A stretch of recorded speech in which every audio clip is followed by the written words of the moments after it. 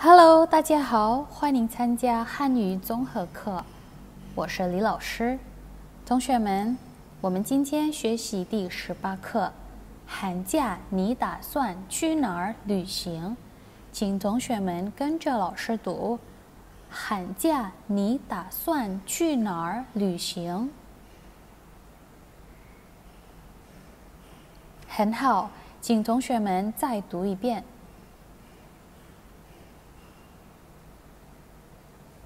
非常好，好的，请同学们读一下生词。生词：饿、渴、点、点菜、好吃、辣子鸡丁、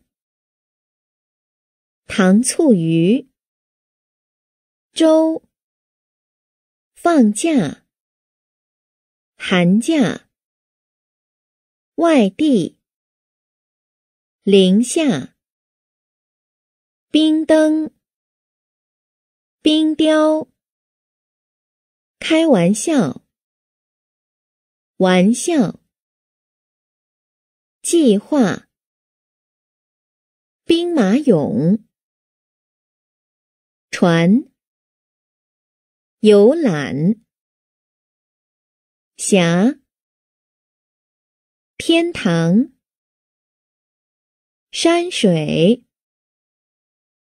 甲、天下、少数、民族、风俗、路线、一边、一边、考察、公费、专名、碑林、重庆、长江、三峡、苏州、杭州、桂林、云南。5. 练习。1. 语音。1. 变音变调。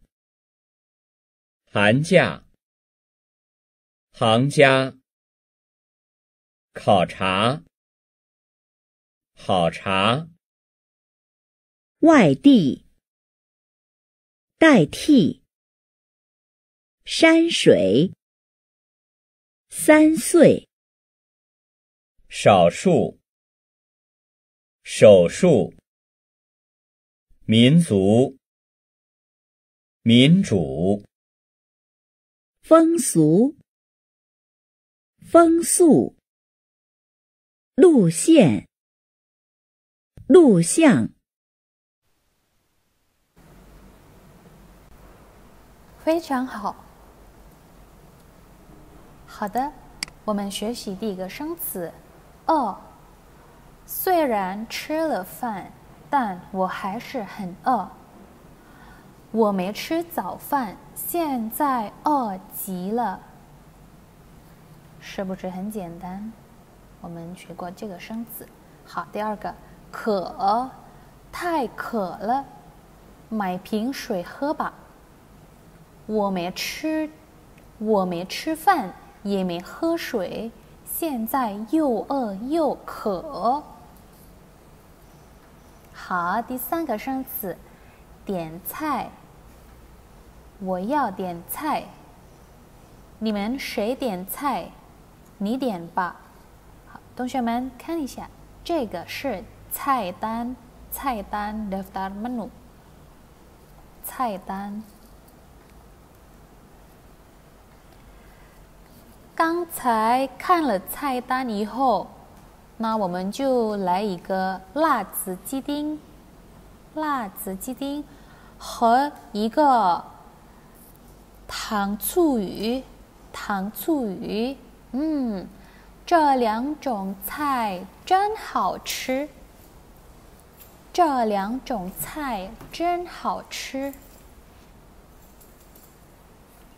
放假，我们快要放假了。Ya, 放假itu di Jongguo ada 暑假 dan 寒假，暑假、寒假，很好。好的，接下来就是计划，计划，学习计划，工作计划，旅行计划。我计划去旅行。我计划去法国旅行。下个月我计划去中国旅行。游览，游览，游览长城，游览故宫，游览长江三峡。我计划去游览桂林山水。Untuk melihat-lihat, di sini konteksnya adalah wisata ya, Tongshuemen. Jadi ketika di tempat wisata kita menikmati pemandangan yang ada di tempat itu, kita melihat-lihat. Nah, tindakan itu atau kegiatan tersebut bisa kita sebut dengan youlan, youlan. Oke, selanjutnya adalah Guilin Shan Shui 甲天下，桂林山水甲天下。Guilin adalah nama tempat, sedangkan shan shui di sini yang dimaksud adalah pemandangannya, yaitu air dan gunung. Atau di sini yang dimaksud adalah danau, laut, sungai, dan pegunungan. Nah, disebut Jia Tianxia, maksudnya adalah Tianxia Diyi, Tianxia Diyi. Di sini ingin menggambarkan bahwa pemandangan alam di Guilin, khususnya pemandangan gunung dan airnya, lautnya, danaunya, sungainya, itu adalah pemandangan yang paling indah di dunia, yang paling baik, paling bagus. 接下来就是少数民族，少数民族，少数 menandakan jumlah yang sedikit atau diterjemahkan dengan minoritas. Shao, 很少的意思。数，数字 berhubungan dengan angka atau jumlah. Jadi jumlah yang sedikit. Kemudian minzu, minzu itu adalah suku. Jadi di sini maknanya shaoshu minzu adalah suku minoritas di Tiongkok atau suku-suku yang ada di Tiongkok sana yang jumlahnya sedikit. Nah, biasanya shaoshu minzu memiliki baju-baju adat yang beraneka ragam. Hampir sama seperti di Indonesia. Indonesia juga memiliki banyak sekali suku sehingga memiliki banyak sekali budaya, baju adat. Nah, kita lihat shangci yang selanjutnya yaitu fengsu, fengsu. 请同学们一起跟老师读这个句子。我对云南少数民族的风俗很感兴趣。请再读一遍。我对云南少数民族的风俗很感兴趣。风俗 di sini adalah kebudayaan ya, adatnya. Jadi di Zhongguo, 同学们 itu ada 56个少数民族。中国有56个少数民族。中国56个少数民族中，云南就有52个。Jadi di Zhongguo itu ada 56 suku minoritas. Nah, dari 56 itu yang ada di Yunnan sendiri itu ada 52. Nah, ini adalah beberapa di antaranya, yaitu ada Zhuangzhou, itu dengan penduduk terbanyak, kemudian ada Huizhou, Taizhou, Zhangzhou, dan ada Hanzhou. Mungkin teman-teman sering dengar tentang Hanzhou. Macam-macam ya, shaoshu minzu. Memiliki macam-macam fengsu. Oke, selanjutnya adalah lu xian. 你的旅行路线很好。你的旅行路线很好。Rute perjalanan, rute wisata.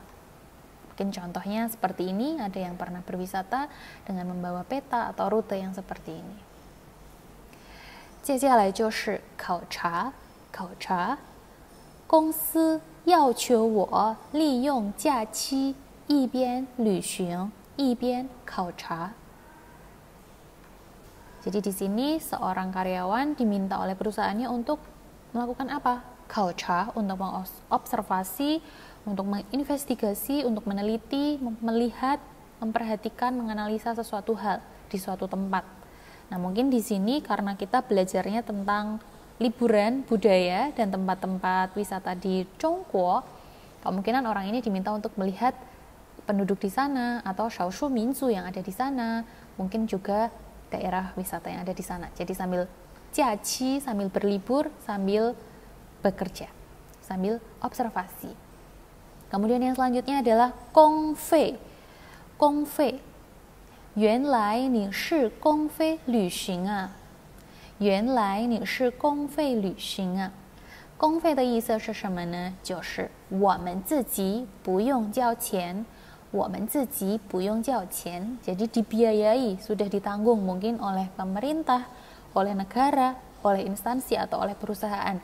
Jadi kita tidak perlu membayar lagi karena biayanya sudah ditanggung. Gongfei. Oke, teman-teman, tadi ada banyak sekali tempat-tempat wisata yang belum sempat kita bahas. Mungkin ada di sini yang sudah pernah lihat di Instagram, di YouTube, di TV mungkin, atau di media yang lainnya.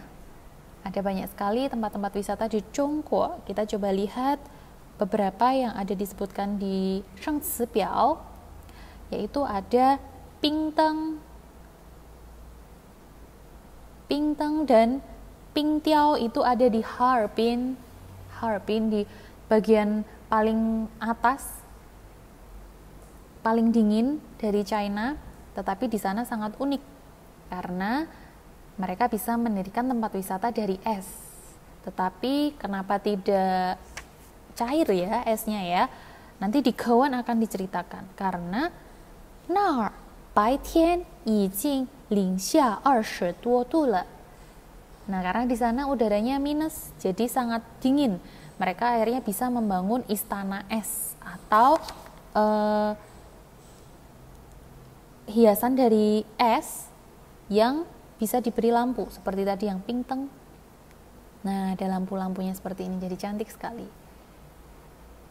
Dan ini adalah Bingtiao atau pahatan-pahatan dari es yang membentuk bangunan-bangunan, benda-benda yang unik dan menarik untuk dilihat dan pastinya sangat bagus kalau untuk foto ya. Nah, ini banyak sekali bangunan-bangunan keajaiban dunia. Hanyo Yise. Lalu ada Bing Mayong. Bing Mayong ada di Xi'an atau terkenal dengan Terracotta Warrior. Nah, di sini ada banyak sekali peninggalan bersejarah dan ini tentunya yang paling terkenal ya. Kita bisa melihat, mengakses di YouTube, di Google, dan lain sebagainya. Kemudian ada Peilin. Peilin ini merupakan museum, juga terletak di Xi'an, sama seperti Bing Mayong. Dia ada bermacam-macam peninggalan-peninggalan kuno bersejarah Tiongkok. Ya, kurang lebih seperti ini.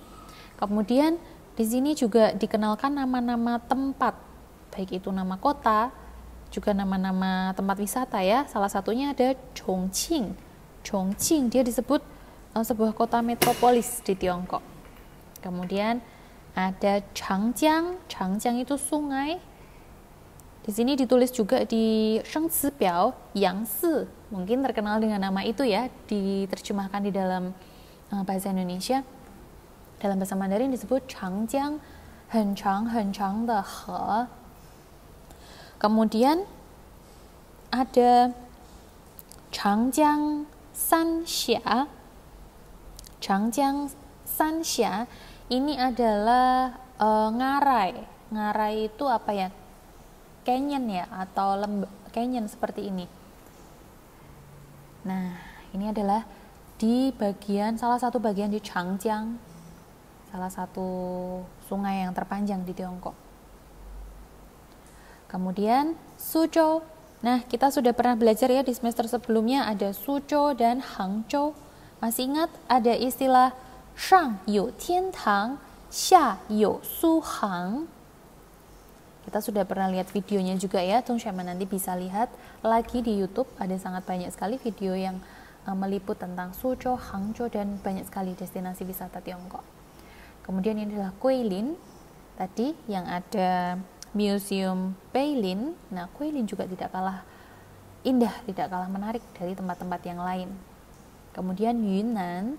Jadi Yunnan masih ingat ya, Yunnan itu memiliki Shaoshu Minzunya Zhongguo yang paling banyak. Dari 56 ke, dia punya 52 ke Shaoshu Minzu. Jadi begitulah uniknya Tiongkok. Meskipun maju, meskipun banyak sekali gedung tinggi, bangunan-bangunan modern, tetapi keindahan alamnya, wisata alamnya masih tetap terjaga dan masih dilestarikan. Sehingga kita bisa melihat dua sisi dari Tiongkok. Sisi modernnya ada dan sisi kuno atau dari alamnya yang indah pun kita masih tetap bisa menikmatinya. Nah, ini kira-kira adalah peta Tiongkok, teman-teman. Tadi ada beberapa tempat ya, seperti Xi'an, itu ada di provinsi Shanxi, yaitu ada di sini kurang lebih di tengah ya. Lalu ada Chongqing di sini tempatnya. Guilin itu ada di Guangxi, ada di provinsi Guangxi. Kemudian Hangzhou ada di provinsi Zhejiang dan banyak provinsi lainnya. Dan tadi Harbin itu ada di sini, teman-teman. Heilongjiang. Nah, di sini sangat dingin sehingga bisa dibuat istana es, tempat wisata dari es. Itu benar-benar dari es yang tidak meleleh karena di sana udaranya atau suhunya yang sangat dingin. Cukup menarik ya. Teman-teman nanti bisa melihat beberapa liputan video mengenai tempat-tempat wisata ini di YouTube dan bisa mempelajari lebih lanjut lagi. Dan selanjutnya, silakan teman-teman kita akan mempelajari kewen. Setelah ini Lao-Shi akan memberikan audio, teman-teman bisa membacanya dan dilatih.